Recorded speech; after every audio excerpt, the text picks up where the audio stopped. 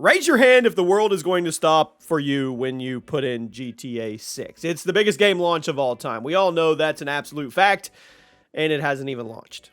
The amount of hype around the game is insane. Just the other day, a massive piece of news regarding the game's launch date came out from the same source that allegedly correctly leaked the GTA 6 trailer. So today, we're going to go over everything that leaked regarding GTA 6 in the last few days, as well as some other recent GTA news that you may have missed while we were talking about the PS5 Pro leaks and how that news affects GTA 6. So let me know your thoughts on the news down in the comments. Make sure you guys are subscribed to the channel. Turn on those notifications if you're enjoying the GTA 6 coverage, and let's get into it. In case you're a bit out of the loop, on GTA 6's release window, Rockstar confirmed the game is launching in 2025 during their reveal trailer in December. And then their publisher Take-Two later said to investors they're not planning on launching the game before April of 2025 as they want it to be part of the fiscal year 25, which does not include January through March. Other trusted sources have said the game is shooting for an early 2025 release date, which to me would suggest April or May given everything that's come from the official sources. But this new leak suggests something very different from what all of the official sources have stated, which I find pretty interesting. But this source has gotten GTA 6 stuff correctly in the recent past, so we're not going to immediately write it off. We should be taking this leak very seriously. So let's talk about it. Before we move on, guys, if you get anything from G2A, use code CHAOS. Get yourself some cash back. The link is at the top of the description. Now, on March 19th, a leaker known as Neuro stated he had recently heard that Rockstar and Take-Two were actually targeting January or February for GTA 6's launch, which would not only be an insane way for gamers to kick off the new year, it would also mean Rockstar and Take-Two have been more or less pulling a fast one on us. Take-Two has straight up stated that they're planning on a fiscal 25 release date for GTA 6, and I think Rockstar knew that when they put 2025 in the reveal trailer, we were all expecting that to mean late 2025. But let me run this scenario by you guys. Tell me what you think. Imagine you're in Take-Two's position right now. You have Rockstar ready to drop the game in 2025, but since you're the publisher, you get to set the final release date.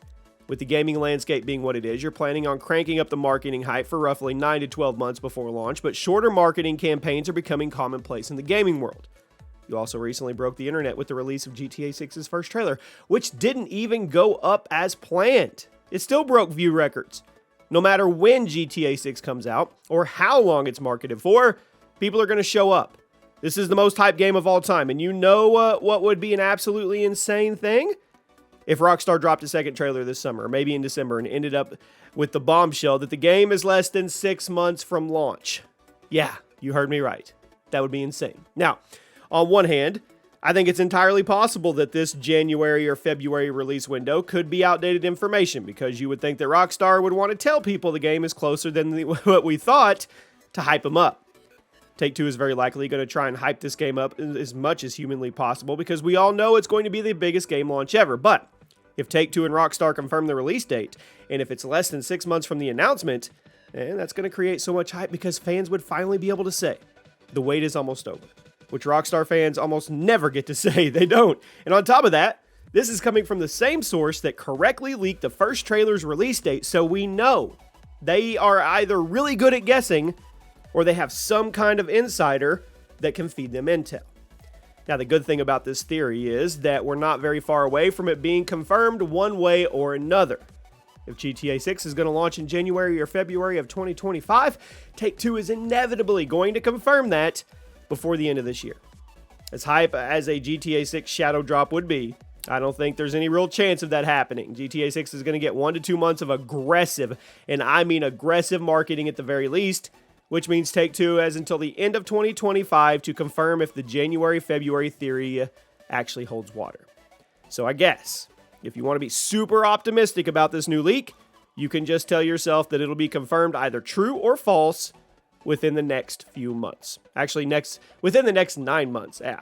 And yeah, that's a really optimistic way of looking at it, but I seriously doubt we're going to end 2024 without some official word from either Take-Two or Rockstar regarding when in 2025 this game is coming out. There's no way, right? So the going theory is now January or February of 2025. But again, it's all subject to change. And awaiting official confirmation from someone on the actual GTA team is what we are doing. Now, in addition to the release date news, we recently got intel on GTA 6's performance on the PS5 Pro, which was good timing since the PS5 Pro spec started spreading around the internet like wildfire after an insider report leaked them. At the time that I'm recording this, Sony has not confirmed if the PS5 Pro's leaked specs are legit, but let's just all, for the sake of conversation, assume they are. Tech experts are weighing in whether or not it will be able to run GTA 6 at 60 frames per second, like some reports were claiming it would. Well, I don't want to be the one to tell you this, but it's very unlikely. The PS5 Pro is going to be a pretty hefty step up from the hardware of the base console. Yes, of course it is. What else would you expect? And that console has been struggling to run technically demanding games over 30 FPS consistently. So don't get your fingers crossed. It's believed that the PS5 Pro is going to launch in late 2024, theoretically to try and ride the success of GTA 6 in 2025, while also offering some kind of performance boost over the base Xbox and PS5 consoles, which all makes absolute sense. Every company out there, companies that don't have anything to do with GTA 6 are planning their launches and their campaigns and their marketing and their DLC around GTA 6. First of all, to avoid getting absolutely crushed. But then there's other mindsets of, hey, we can ride their coattails and there's going to be more gamers out there. I mean, Ubisoft fully plans on their games getting a boost just from GTA 6. Even though Assassin's Creed and GTA 6 do not run parallel lines at all, they are expecting to be in that wake or that wave of the GTA 6 effect, which is just crazy to think about. It is an awesome time to be a gamer. Now, according to experts at Digital Foundry, the PS5's Pro CPU is likely going to keep GTA 6 running at 30 frames per second because it's not actually going to be much of an upgrade over the base console. In fact, it's not an upgrade at all. So even though the base consoles are going to inevitably be running GTA 6 at 30 frames per second, it seems the PS5 Pro, assuming the leaked specs are legit, will be targeting that number as well. Now granted, the PS5 Pro will likely have more consistent visuals and perhaps even a true 4K mode, but don't expect it to get above 60 frames per second no matter which console you're running it on. And I know there are people out there, and I don't disagree. We're in 2024, we're going to 2025, and we are still talking about hardware and consoles getting to 60 frames per second on video games. Is it that hard? I have no idea. I'm not an expert in that category at all. Maybe it is. Maybe it's something that's not unattainable, even though we have AI robots that are slowly evolving to take over the world like Skynet, but we can't get to 60 frames per second in a video game. I don't know. Let me know. Is it that technically demanding? If you're a programmer or a developer or anything with any type of experience, let me know in the comment section. Why is this so unattainable? I would really, really like to know. I hope you guys have a great day, and I'll see you soon.